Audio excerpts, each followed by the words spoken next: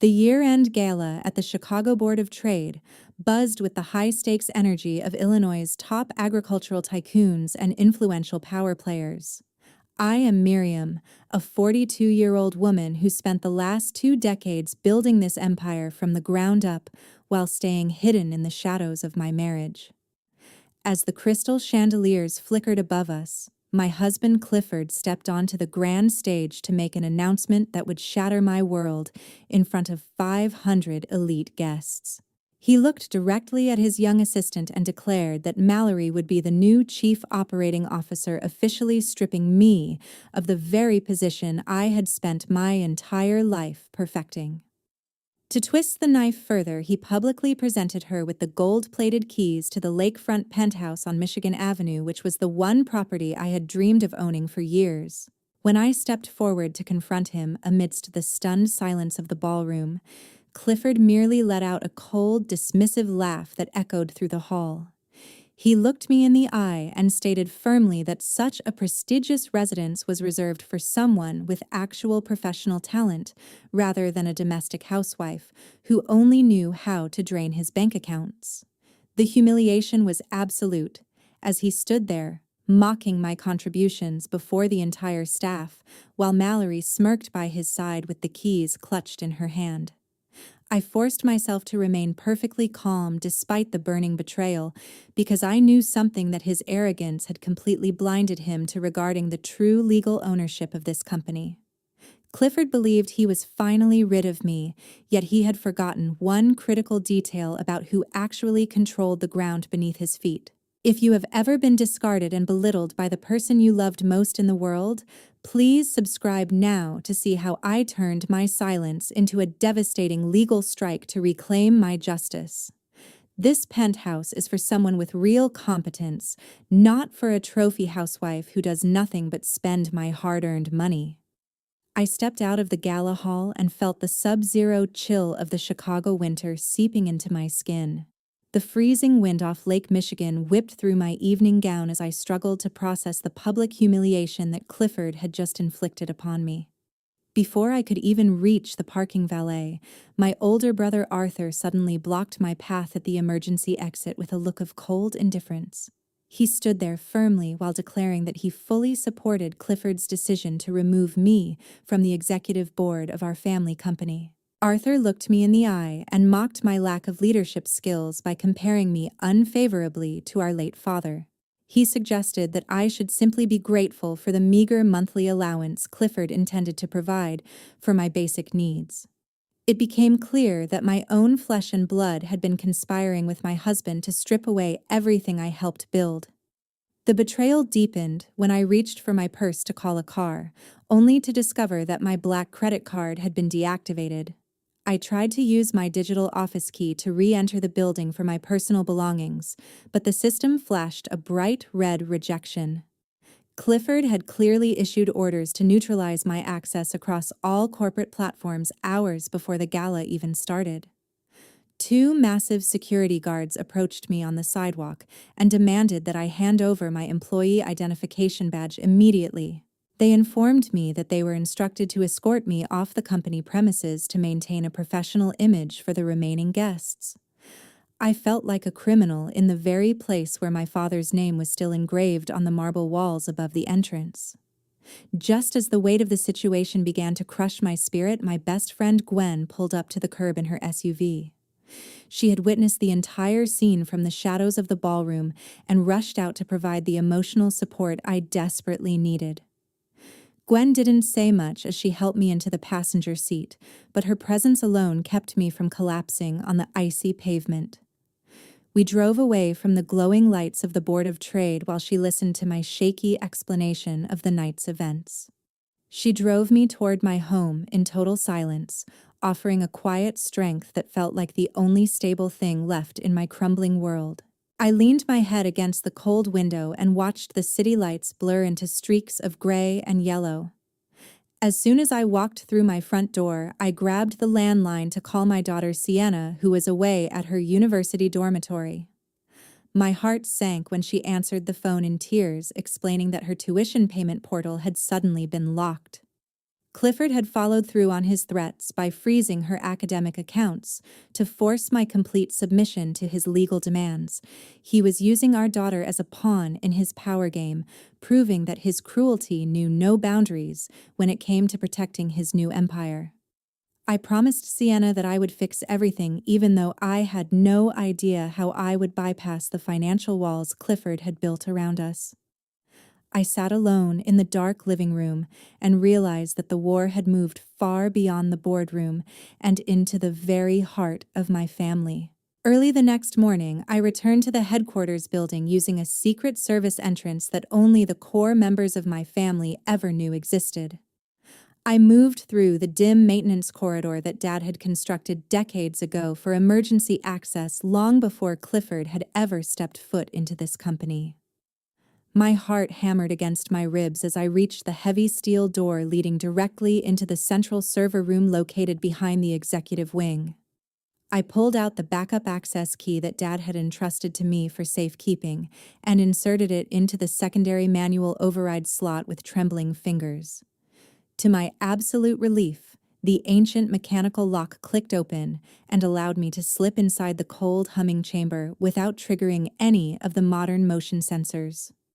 I sat down at the master terminal and began using my legacy administrative credentials to bypass the primary firewalls that Clifford had supposedly updated last month.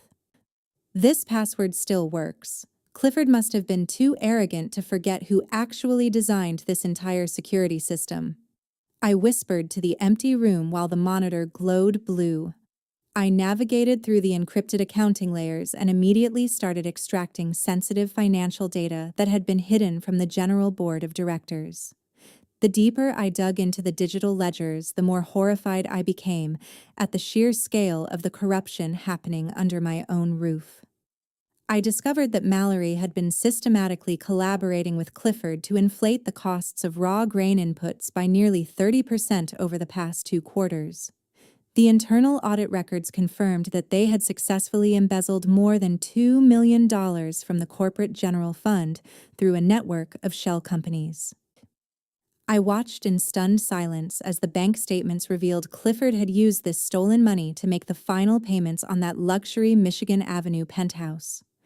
There were also hundreds of thousands of dollars in line items for high-end jewelry purchases and offshore accounts specifically registered under Mallory's name. I felt a wave of nausea as I realized every diamond on her neck last night had been paid for with my family's hard-earned legacy.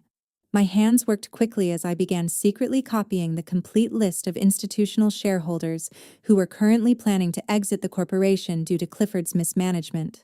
While the data transfer progressed, a notification from Sienna appeared on my private tablet containing several highly encrypted voice recordings.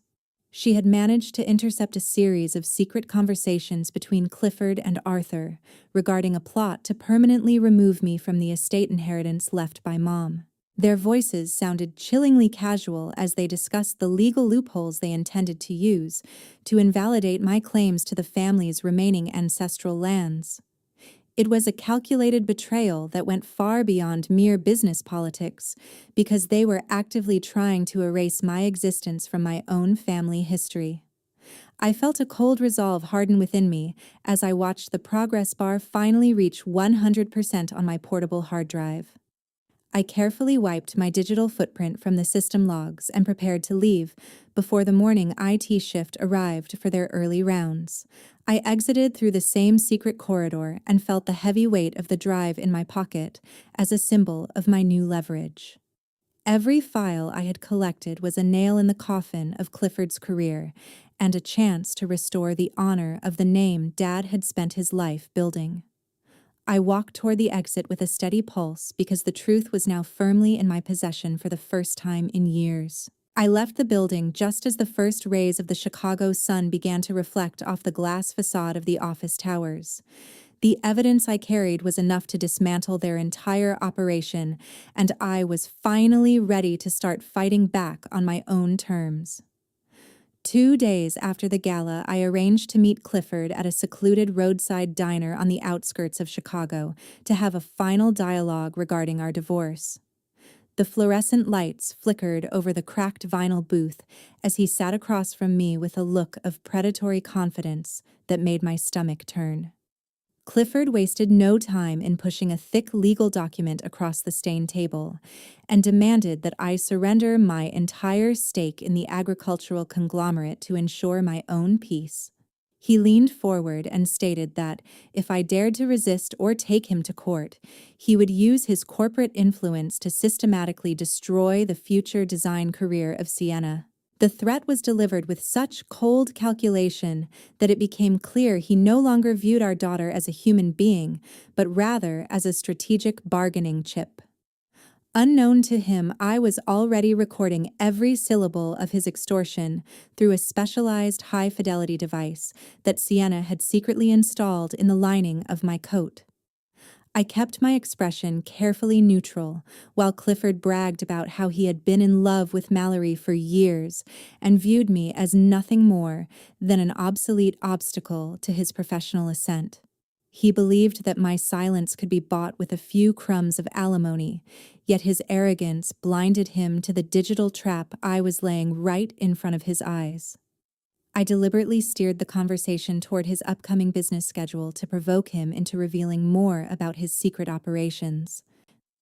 Clifford eventually began boasting about a fraudulent merger deal worth tens of millions of dollars that he was scheduled to finalize this coming Monday. He laughed while describing the complex shell companies he had created to bypass federal regulations and ensure that the majority of the profits would be funneled directly into his private accounts. I listened intently as he detailed the specific financial loopholes he had exploited, ensuring that every incriminating word was being captured by the hidden microphone.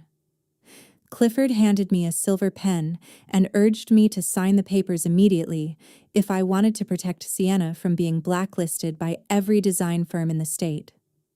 Sign this, and you will have enough money to live the rest of your life in silence, or I will make sure your daughter can never find a job in this state," he whispered with a menacing grin that sealed his own fate.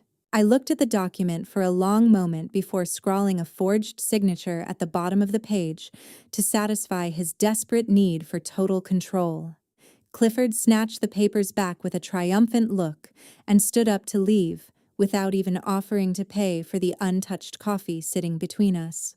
He walked out of the diner believing that he had officially won the power game and successfully eliminated me from his path once and for all. I remained in the booth for several minutes after his car pulled away to ensure that the recording was safely uploaded to a secure cloud server managed by Sienna. The forged signature was a temporary measure to keep him complacent, while I prepared the evidence that would eventually strip him of his liberty and his legacy. I walked out into the chilly night air and felt a strange sense of calm as I realized that Clifford had just handed me the final pieces of information I needed to destroy him. He thought he had cornered me into submission, but he had actually provided a recorded confession of fraud and extortion that no lawyer could ever defend. I drove back toward the city with the steady focus of a woman who was no longer playing by the rules of a man who had betrayed her. The Monday morning merger would not be the beginning of his new empire, but rather the public stage for his absolute and irreversible downfall. I reached out to Sienna to confirm the data was secure and told her to prepare for the next phase of our plan to reclaim our lives. On Thursday afternoon of that same week, I drove to the long-standing law office of Mr. Higgins, who was my lawyer and also the closest friend of Dad for over 40 years. The wood-paneled office smelled of old parchment and history, providing a stark contrast to the cold glass and steel betrayal I had experienced at the corporate headquarters. Mr. Higgins welcomed me with a somber nod before pulling a heavy leather-bound folder from his private floor safe to reveal a collection of original land deeds. He spread the yellowed documents across his mahogany desk to demonstrate that the entire ground beneath our corporate tower was actually my personal property. Dad had secretly transferred the ownership of this specific downtown lot to me 6 months before he passed away, to ensure I would always hold ultimate control over the company's future. This strategic move was my father's final insurance policy against the very kind of hostile takeover that Clifford and Arthur were currently attempting to execute.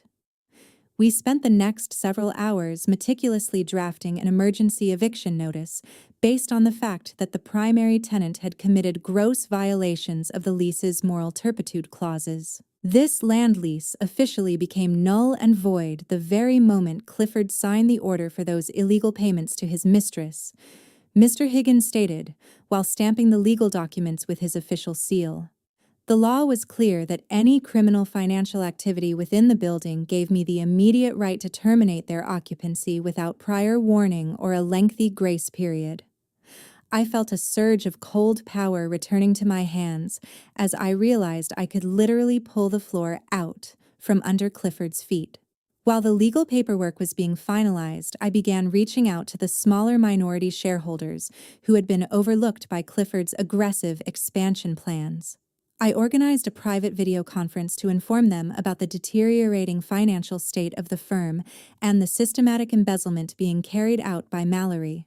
Most of these investors were loyal family associates who had trusted Dad for decades, and they were absolutely horrified to see the evidence of Clifford's blatant corruption. Their collective outrage provided me with the necessary voting bloc to challenge the current board of directors during the upcoming emergency session on Monday. I was no longer a discarded housewife standing alone in the cold, because I now had a powerful coalition of allies ready to fight by my side. In the middle of our strategy session, Arthur unexpectedly called my private line to mock my disappearance and gloat about his supposed promotion to the executive vice presidency.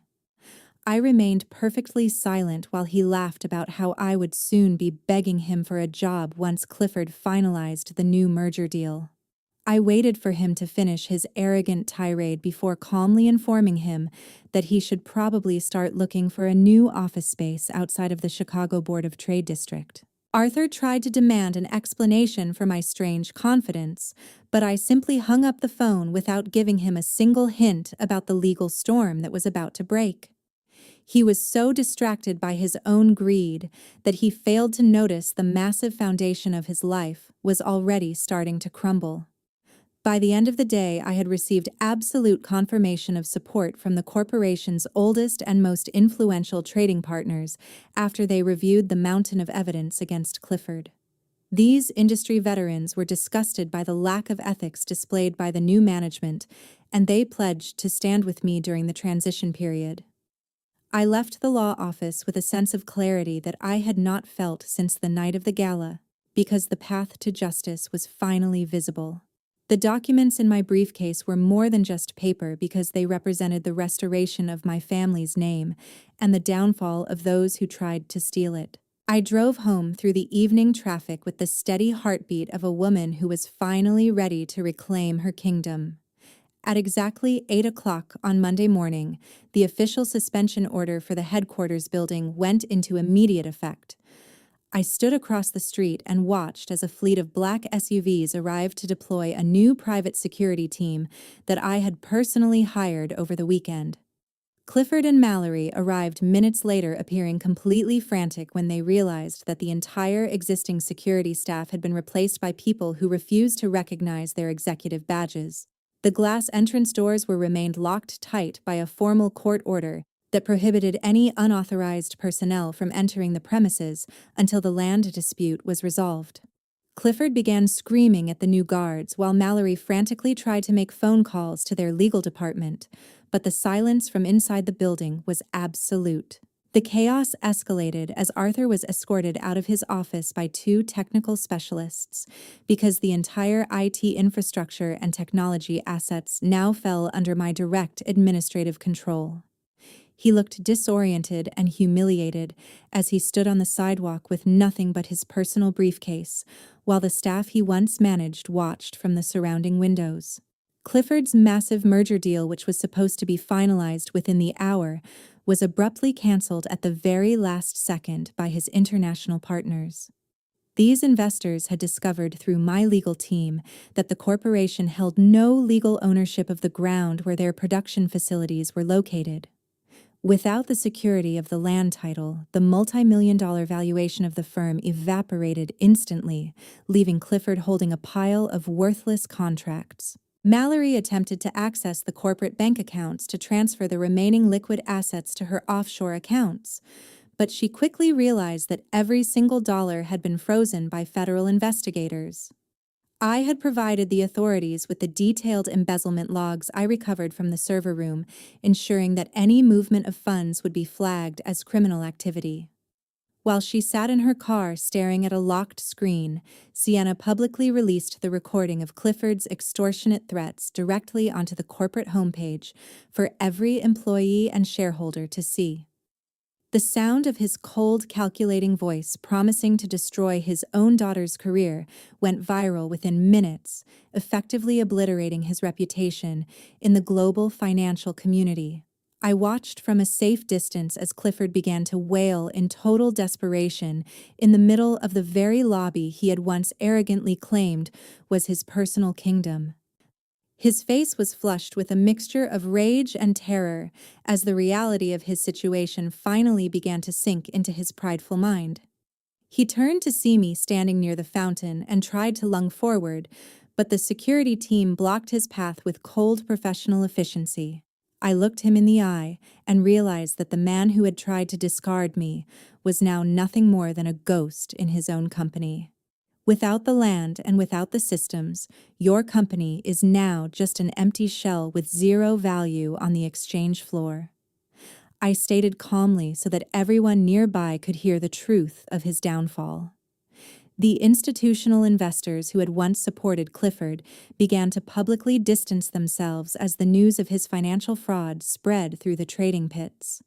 I felt a profound sense of justice as I saw the corporate logo being digitally removed from the building's main display monitors under the supervision of Mr. Higgins. Mallory fled the scene in a taxi to avoid the growing crowd of reporters, leaving Clifford to face the consequences of his greed alone on the pavement. The empire that had been built on my father's sweat and my own silence was finally being cleansed of the parasites who had tried to steal it. I turned my back on the screaming man and walked away with Sienna, knowing that the foundation of our new life was finally secure. At 9 o'clock that morning, an emergency shareholders meeting was convened right in the main lobby of the headquarters under the strict supervision of the local police. I walked into the crowded space with a newfound sense of authority as the rightful landowner and the largest individual shareholder of the agricultural conglomerate.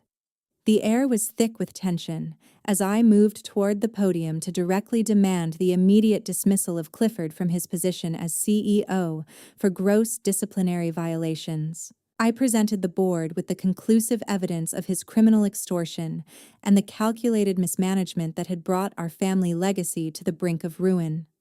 Clifford tried to interrupt me with a desperate shout, but the sheer weight of the legal documents I held silenced any remaining support he had among the directors. Mr. Higgins stepped forward to formally present the financial records proving that Mallory had embezzled over $2 million from the corporate funds during the last 6 months.